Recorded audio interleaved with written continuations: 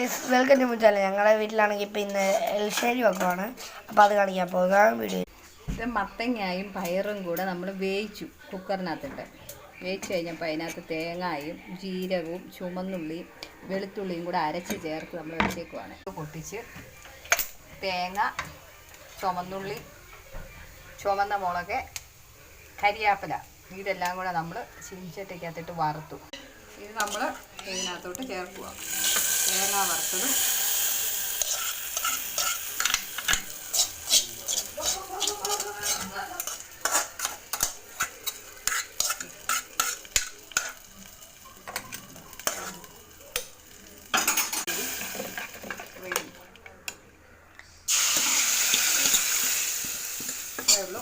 അപ്പോൾ എരിശ്ശേരി റെഡിയായി.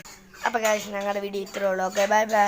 എല്ലാവർക്കും ഇഷ്ടപ്പെട്ടെങ്കിൽ ലൈക്ക് ചെയ്യുക, ഷെയർ ചെയ്യുക, ചാനൽ സബ്സ്ക്രൈബ് ചെയ്യുക. Okay, bye bye, see U.